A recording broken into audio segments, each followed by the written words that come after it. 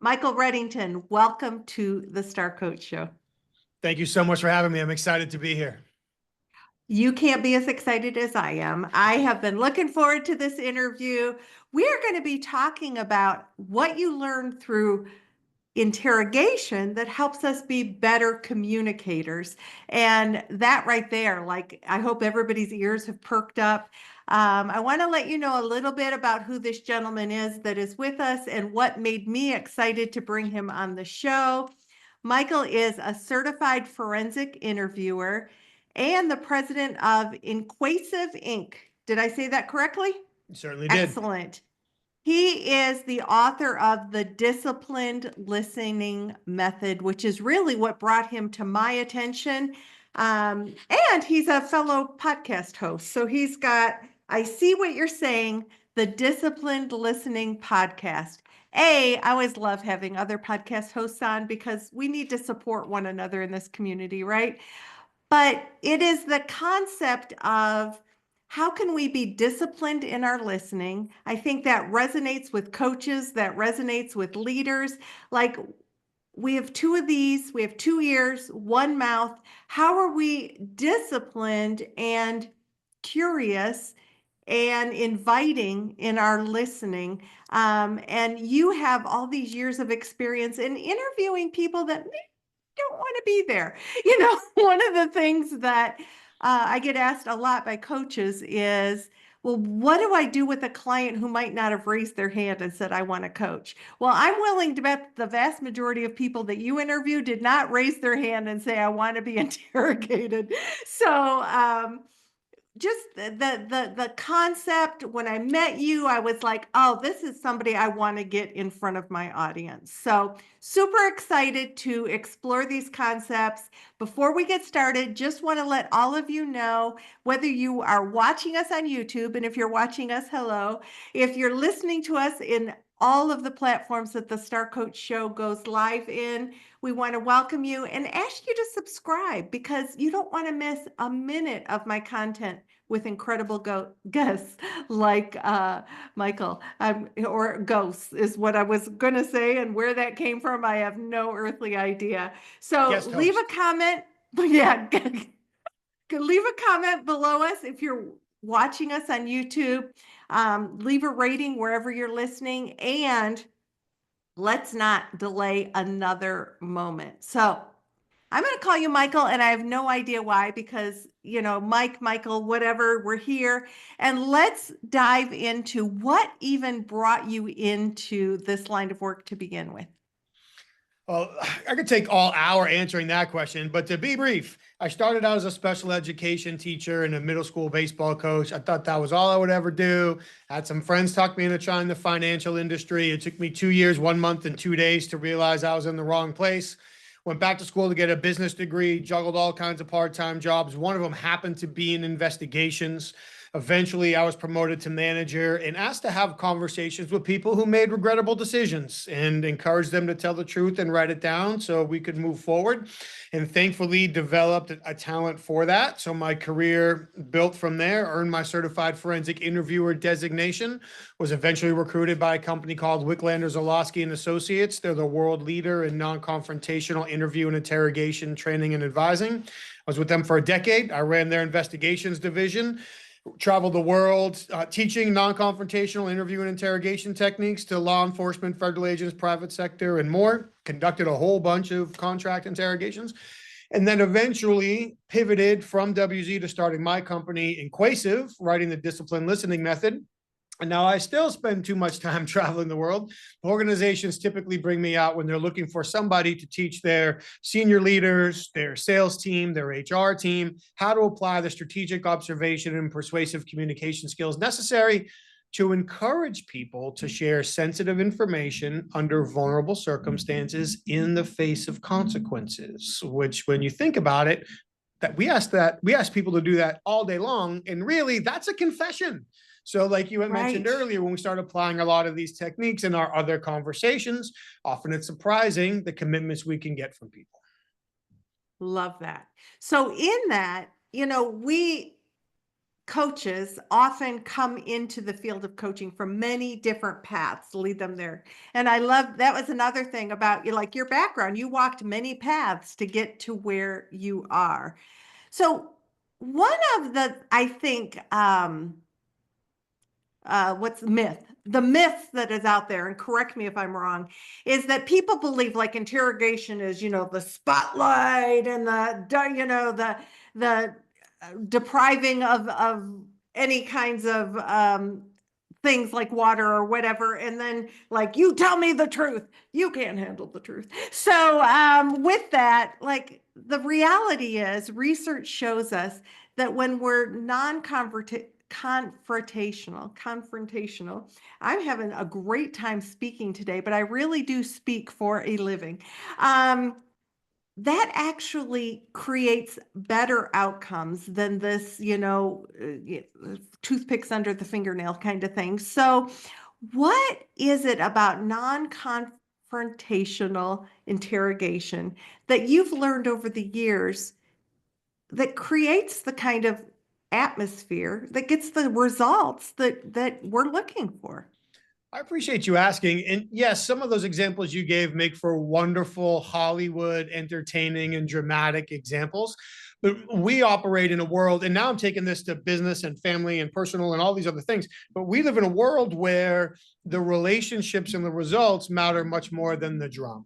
So we have found, and this doesn't come from me, I'm an extension, obviously, of the thought process, but we are generally way more successful when we go with somebody's self-image and not against it. So all too often, coaches can go into conversations with the best of intentions and with sincere goals and really wanting to help people be their best version or be more successful with their teams or their business or whatever it is. They truly believe that. But the way they go into it is perceived to be an attack. You said the word inviting earlier. Questions can be perceived as invitations or attacks. If it's perceived as an attack, it's going to shut somebody down. So often it can be easy as coaches to fall into one of two traps. And cut me off anywhere you want. The first is the entitlement trap. Well, you hired me as a coach, or I'm a coach. So therefore, I'm entitled to all.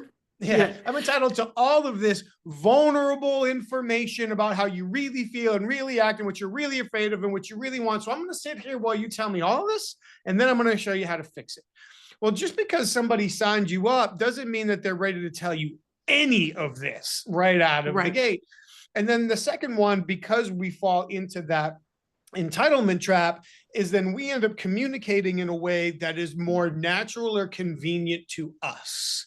And because we end up communicating in a way that's naturally or convenient to us, we end up taking a more challenging route, which there's a time and a place for, don't get me wrong, but we come out of the gate swinging, pointing out where somebody is misaligned or they don't see, or their actions don't match their values, or, all these things. And now right out of the gate, we've crossed up somebody's self-image. So the first thing they need to do is defend themselves. Then we need to wear away at that defense in order to get the change that we're looking for. And we end up fooling ourselves because we end up wearing away at that defense. Eventually, we're like, oh, we did a great job. We worked through that. It took us 2 months, but after 2 months of consistent meetings, we finally worked through that and they see it different. Those 2 months were unnecessary. And a lot of the defense we had to work through was unnecessary. So again, you talked about being disciplined, curious, and inviting, and that package is really important. If we're disciplined and we value the outcome over our emotions and our perspectives, and if we're curious, so we invite people into the conversation, we tend to be far more successful than if we just walk in prescribed to a certain path or a certain process or certain questions, and we're trying to fit everybody into the box.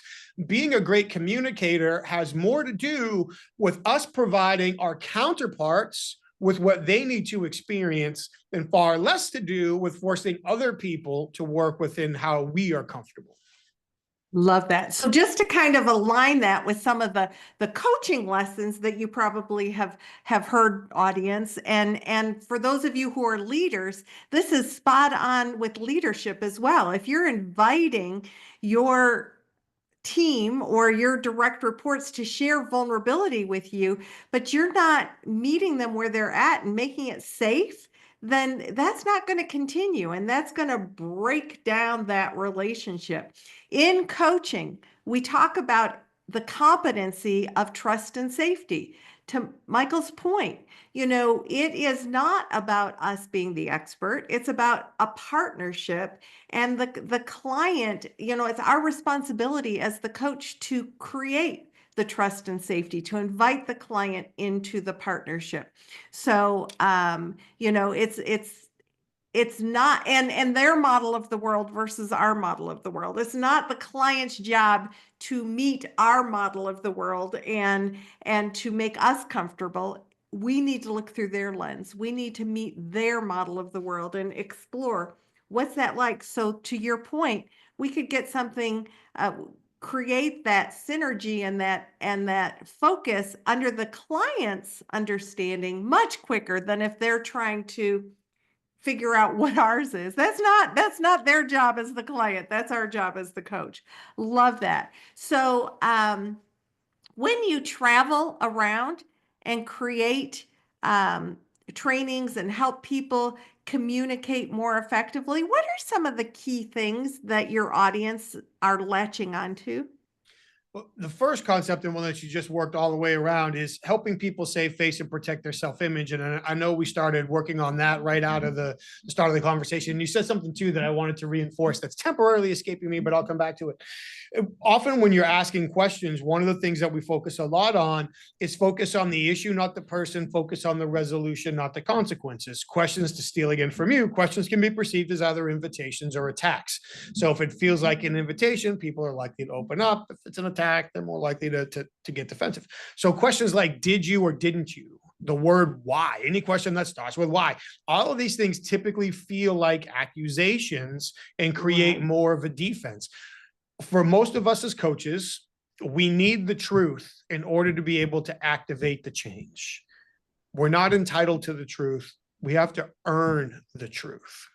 So in the process of earning the truth, when you talk about helping people feel safe, earning trust and earning safety, two of the ways, and you threw the vulnerability word out there too, two of the techniques that we've seen, well, I'll go do this. Two techniques that typically don't help and two techniques that typically do. One, telling people it's a safe space doesn't make it a safe space. Let's just get that on the table right now. And the second is telling people, if you're a leader in the business, that might be more appropriate for this one than a coach. Telling people you have an open door policy doesn't count either, because what that really says is you can come to me anytime, but I don't care enough to go to you. So telling people you have an open door or telling people it's a safe space, you can, keep doing it if you want, but don't be surprised when it's not giving you the results that you need. When we're actually in the conversations, two things that will help. Number one, illustrating mistakes and missed opportunities that you have personally experienced. Once I was in a situation, I handled it this way. Upon further reflection, I should have handled it that way.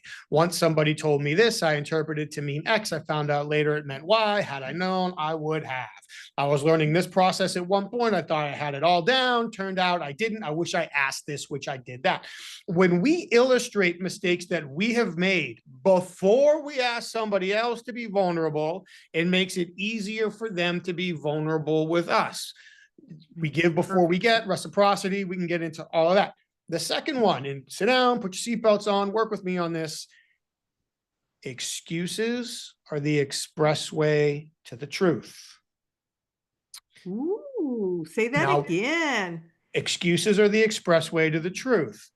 Now, for everybody that just threw up in the back of their throat a little bit, I'm not against account. I'm a flag waving, heel defending, card carrying believer in accountability. How do we get there is the most important thing. If we start a conversation by trying to force accountability on somebody, they're going to get defensive. Maybe it works, maybe it doesn't. Maybe we get compliance, maybe we get commitment. Debates for another day. But people need to save face. So if we think about getting the truth in stages, we can't solve a problem if it's not on the table. And if I can get somebody to say, I'm sorry, if necessary, but if they say, I did or didn't do it because, and whatever comes after the because is the excuse, instead of getting mad at the excuse, realize that the excuse was the face-saving mechanism they needed to use to say, I did or didn't do it. often we miss that confession or admission that comes before the excuse, because the excuse makes us so angry. So many times I'll flip the script and I'll give people an excuse, which might sound counterintuitive. Watch how well it works. You're working with somebody who's having a difficult time managing their schedule. They're having a difficult time keeping their priorities, meeting deadlines, whatever it is, hypothetically, right? No one ever has these problems. Right. Instead of sitting Nobody down and ever. asking somebody, what's your problem? Why can't you miss these deadlines? Tell me what your issues are. What issues are you juggling? All these things that make me feel incompetent if I have to talk about it. Instead, if I sit down and I say, well, Meg, we have to step back and realize that a lot of times, especially when we're interfacing with customers, that whether we realize it or not, part of agreeing to this job was the customers get to change the rules of the game, but we don't get to choose the deadline. And often we get pulled in different directions by different managers. We have customers making different requests. We don't always get the support from other teams when we need it. All these other things could be piling up. So I'm curious, what are the top 3 obstacles that are currently standing between where we are and successfully hitting the deadline? So now, asking the question that way, I'm giving them the excuses because I need them to tell me we're not going to hit the deadline. That's what I need to hear. So instead of asking, are you going to hit the deadline? Having them tell me yes, because that's the only correct answer. Then finding out the day before that we're not and being mad at them. I can change how I ask the question. I gave them several reasons why we might not make it. Then ask them not, are you going to make it, or why won't you make it? It's what are the 3 biggest obstacles standing between where we are and successfully hitting the deadline?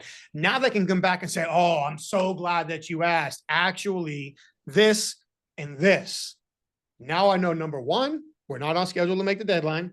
And number 2, we at least have these 2 issues we need to figure out how to solve. I'm winning.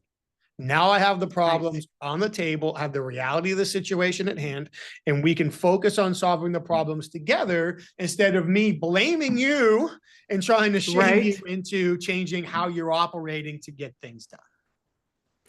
So that concept of just name the objections. There's going to be objections. There's going to be excuses. There's things that are going on.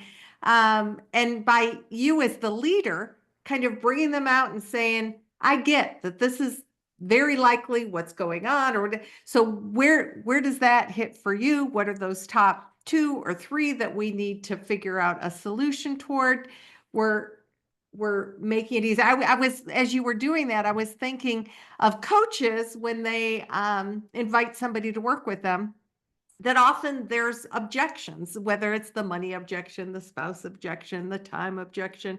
So sometimes when we just weave the objection in and, invite somebody towards solution with that, we're kind of ahead of the game in the sales process. So I know this is coming from lots of different directions, whether you're a leader, whether you're selling a service, but all of these things that Michael's talking about are basically meeting somebody's thoughts, like what's going on in their thoughts. The other thing that you pointed out that I really wanted to highlight is people look at what you do more than what you say. So like if you're a leader and you say you have an open door policy, but you never reach out to them, or you never they're looking at what you do more than what you say. And just be aware of that. And yes, you're busy too, and you've got lots. I totally get that. But that concept of pay attention, people will pay attention to what you do as a leader more than what you say. What you do as a coach more than what you say is just like so important. How does that land on you? I agree. I agree completely. It's people will interpret how you communicate with them as proof of how much you respect them. So are you seeking them out, or are you making them seek you out? Is the communication frequent? Is it consistent? The leadership test that we use is just 3 questions. Are you calm? Are you consistent? Are you making people better? And part of that consistent and making people better is the interaction that you're seeking out. And for the coaches or leaders that are sitting around town going, well, I've got so much stuff to do, I don't have time. I hired people to do their job. If they do their job, I can do mine. All true. We know that we can't make money without investing money. we need to also acknowledge that we can't save time without investing time. So how I find the opportunity to invest even just small sections of minutes with other people saves me time down the road, because now they'll come to me with problems earlier. They'll be more comfortable in the relationship. I'll get the information I need when I need it. All of these other puzzle pieces start falling into play. And even when you mentioned the putting the objections on the table for coaches who are selling their services, I'm in full agreement. And one of the ways we like to operationalize that is, instead of telling people what you do as a coach, rephrase it as why people choose you as a coach. So instead of saying, well, I do this and I do that, and these are all the things I do, maybe you do, and maybe those are unique to you, but you can reasonably bet that all the other coaches in the area are probably saying the same things. Right. So I can differentiate myself even by saying, Meg, thank you. I do appreciate your time today. And generally at this point in the process, executives seek me out when they have already worked through the budget and the time, maybe had the conversations with their spouse or their business partners, and understand that they're looking for an outside perspective to help them get from where they are to where they need to go, especially if that perspective includes, or especially if that process involves. And now you can share your perspective or share your process as to that's why people are coming to you. It doesn't come across as, you got your cup of coffee? Good. Sit down for a minute and let me tell you how awesome I am and how awesome my process is. Then let me ask you what keeps you up at night, and if you feel alone at the top, and then we'll start having a conversation. We can do better than that.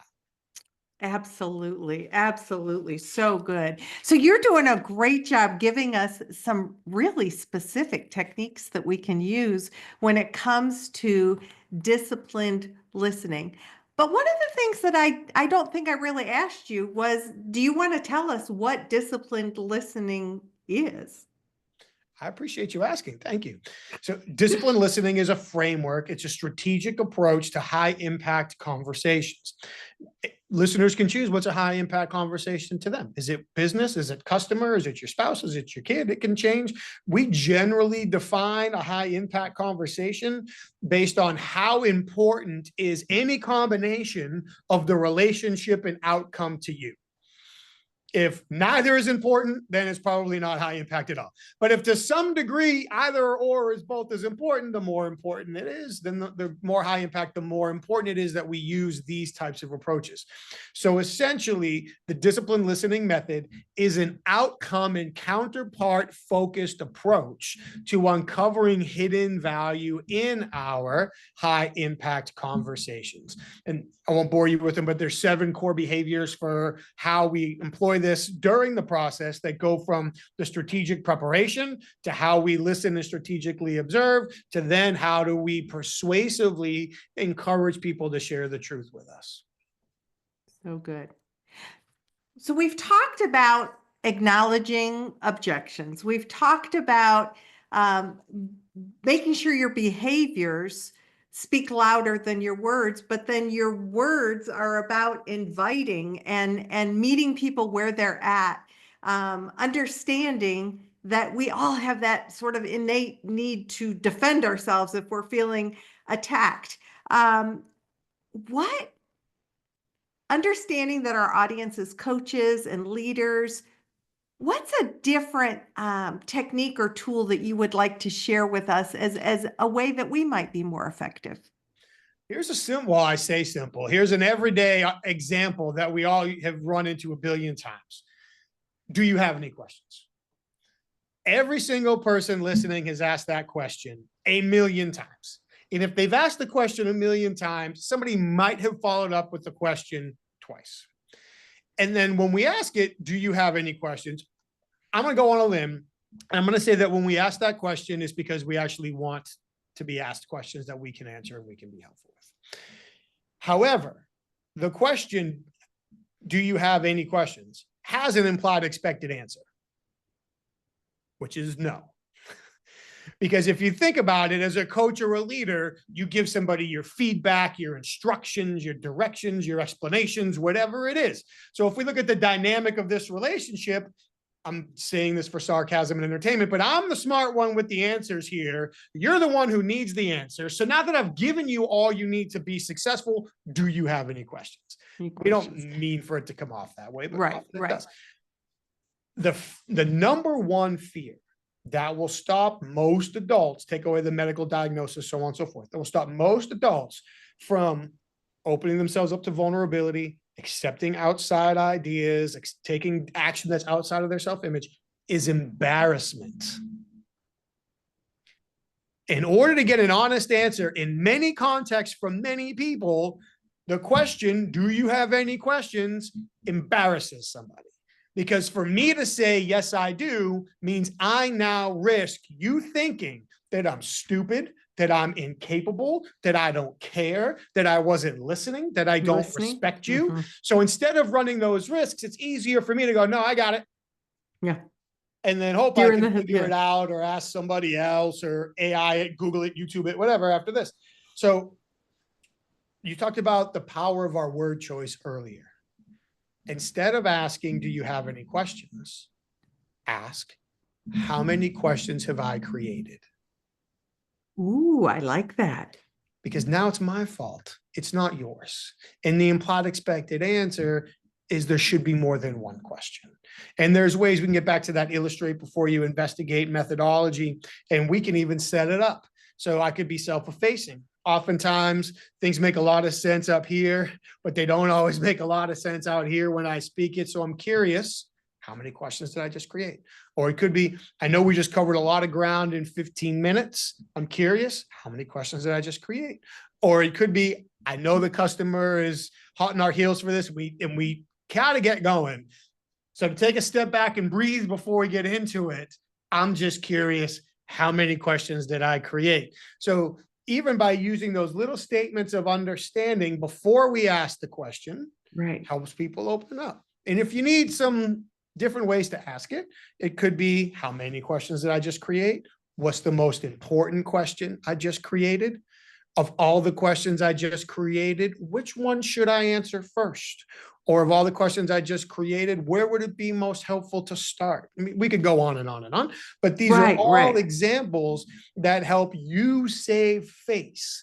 And oftentimes, especially as coaches, and I'm not picking on coaches, I promise, but it's especially easy to fall into the entitlement trap if we believe that someone else hired us to help them. They may have. Which, by the way, I just want to like make it, because many coaches fall into that trap. And that's really a consultant, not a coach. So we are a partner in the process. Nobody's hired you to fix them. They're not broken. It is coming up with solutions together, which is why what Michael is sharing is so spot on when we're staying in the lane of coaching. Yeah, I agree. So it's from our perspective, it is, if we could make two assumptions going into a conversation in this example. Assumption one is they're going to give me all the information I need to know, no problem. They're an open book. Assumption two is they're likely going to not feel completely comfortable giving me everything I need to know. If I make the first assumption and it turns out they're defensive at all, I'm in big trouble. If I make the second assumption and I'm wrong, they're an open book, it's easy. So if I had to choose, and this is very true for coaches, investigators, parents, spouses, it doesn't matter. Leaders, yeah. Salespeople, if I'm going to go into any high impact conversation, it's better to assume that people are going to be more likely to withhold information than they are to share it. Because if they are more likely to withhold, we can have a plan that creates the context that allows them to feel more comfortable sharing it. And if it's not necessary, we get it anyway. Whereas if we just go in thinking, well, they hired me, I'm their coach, I'm their leader, I'm their spouse, I'm their parent, I'm whatever, they have to tell me, oh, no, they don't. They have to protect their self-image at all times. And by the time I trample all over it by accident, I could make this conversation a lot more difficult.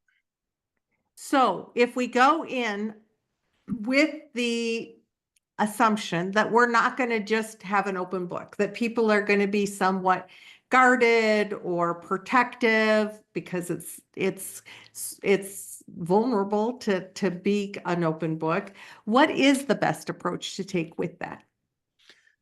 Generally, we want to lead to our most important question or the most critical point in the conversation. We don't want to lead with it. A friend of mine likes to talk about shields up or shields down. If the shields are up, my life is harder. If the shields are down, my life is easier. Obviously, I don't want to lie to people. I don't want to mislead people. I don't want to make false promises to people. I don't want to do any of those things. But I want to connect with people in a way that causes them to put their shields down. Often for me, the best way to maintain control, and air quotes for those of you that are listening, control of the conversation, is to let the other party feel as if they are in control of the conversation. Because to go back to something you said earlier, the perception of control equates to the perception of power and safety. So if people don't feel like they have any power, they're not safe, they're going to fight for that. If people feel like they do have some power and they are safe, they're going to drop their guard. So for me, as long as you're a coach, you're a leader, doesn't matter. As long as you know where the conversation ends, let the other person choose where it starts. It makes no difference. If you were to look at a map I know people listening from all over the country, from wherever you are in your city to wherever the airport is in your city, there are probably 100 combinations of roads you could take to get from your house or office to the airport. Now, generally, there's the fastest, but depending on construction, traffic, time of day, accidents, stopping for lunch, a meeting, your favorite cup of coffee, picking up some flowers before your wife, before you leave, whatever it is, you could change the combinations of roads that you take. So you don't have to choose the first road. You know where the destination in your conversation is. Let your counterpart choose the first road, maybe in the first 2 or 3 roads. And then we can start changing the path as we go through, now that our counterpart feels like they're in control. So good. Well, I could talk to you and talk to you. Unfortunately, I have to respect your time and know that I didn't book you for like 24 hours. So in that, as we're beginning to wrap up our time together, what might be just the key thing that you want people to hear and walk away with based upon this concept of disciplined listening? Prioritize outcomes. All too often, when we interrupt somebody during a conversation, we typically interrupt out of fear. Now, I shouldn't say often, we can interrupt out of excitement too. Like, oh, something just crossed my mind, I'm excited to share with you. But often we interrupt out of fear. And often when we respond based on our emotions, it's because at that moment in time, handling or addressing the emotion we're feeling at that moment became more important to us than achieving the strategic or long-term outcome we have in front of us.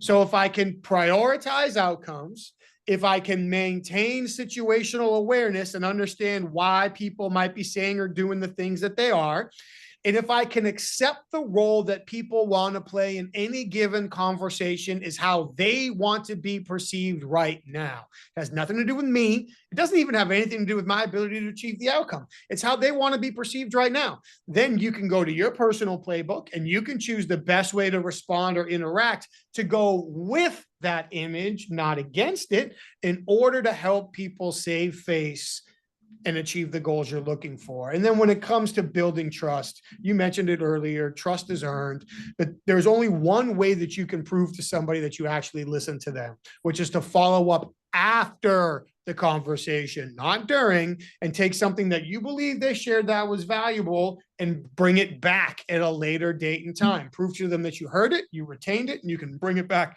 to another conversation. So good. Michael, if people want to know more about you and connect with you, what's the best way to do that? I appreciate you asking. Thank you very much. If they're interested in the book or the podcast, they can go to disciplinedlistening.com. If they're interested in more of me, they can go to michaelreddington.com. If they're interested in the programs that our clients ask us to facilitate for their leaders, sales teams, HR teams, and more, they can go to inquasive.com, INQUASIVE.com. And if they're the social media types, which I'm really not, they can connect with me on LinkedIn at Michael Reddington CFI. Just let me know that you heard me here. I'll respond with a note. I'm very happy to keep the conversation going. Love that. And we will also have all the links to connect with Michael below this video on YouTube and in the show notes at starcoachshow.com. So, ladies and gentlemen, you get guests like Michael when you come to starcoachshow.com. Every Wednesday, we have a new show drop. We're delighted to share that with you. So be sure you subscribe wherever you listen. And my personal belief is that we are all here on the earth together for a reason. So let's be kind to one another, be kind to yourself. Let's do the heavy lifting together. And until next week, this is Meg Rentschler wishing you the very best for your success. Michael, once again, thank you for joining us. Thank you.